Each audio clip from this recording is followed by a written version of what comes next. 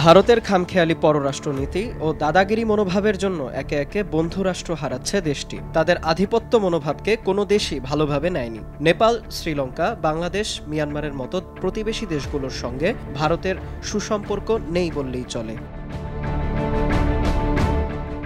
ঠিক 10 বছর 7 মাস আগে নরেন্দ্র মোদী প্রথমবার ভারতের প্রধানমন্ত্রী হিসেবে শপথ নিয়ে বিশ্বকে দিয়েছিলেন এক বিরাট চমক। তখন প্রতিবেশী সবগুলো দেশের রাষ্ট্রপ্রধানদের আমন্ত্রণ জানিয়েছিলেন দিল্লি, যেখানে দাওয়াত পেয়েছিলেন পাকিস্তানের তৎকালীন প্রধানমন্ত্রী নওয়াজ শরীফও।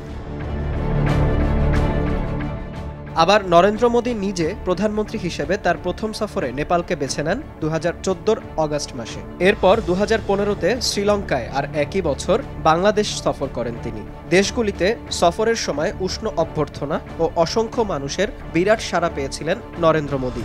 যদিও পরবর্তীতে সেসব দেশের সঙ্গে বন্ধুত্বপূর্ণ হয়ে থাকতে পারেনি ভারত। উন্নতির কোনো লক্ষণ দেখা যায়নি পাকিস্তানের সঙ্গে সম্পর্কের ক্ষেত্রেও। Double million offer Walton fridge কিনে পেতে পারেন 20 লক্ষ টাকা, রয়েছে কোটি কোটি টাকার নিশ্চিত উপহার।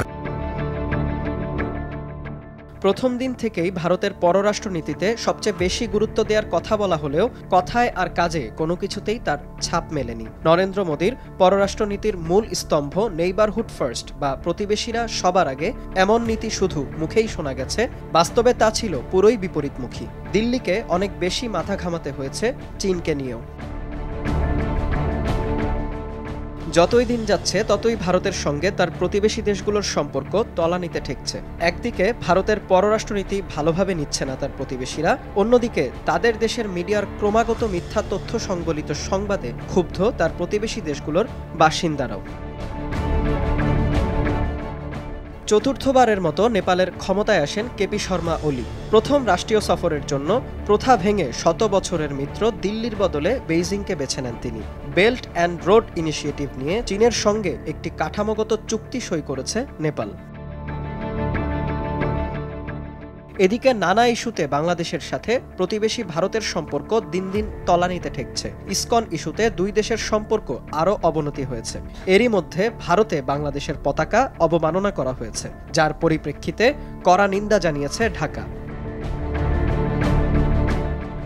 এমনকি যে ভুটান সামরিক, বৈদেশিক বা অর্থনৈতিক প্রায় সব ক্ষেত্রেই ভারতের ওপর নির্ভরশীল, তারাও চীনের সঙ্গে আলাদাভাবে সীমান্ত আলোচনা শুরু করেছে। আফগানিস্তান ও মিয়ানমারে যে দুটো সরকার এখন ক্ষমতায়, তাদের সঙ্গেও ভারতের সম্পর্ক ভালো এ কথা বলা চলে না কোনো মতেই। ভারত এমন একটি অবস্থায় নিজেদের নিয়ে গিয়েছে, দক্ষিণ এশিয়ায় তাদের আর কোনো বন্ধুরাষ্ট্র নেই বললেই চলে।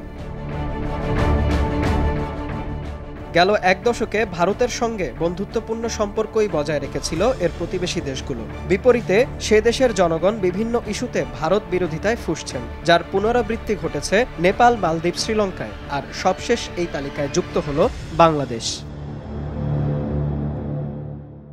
বিনিয়ামিন, RTV।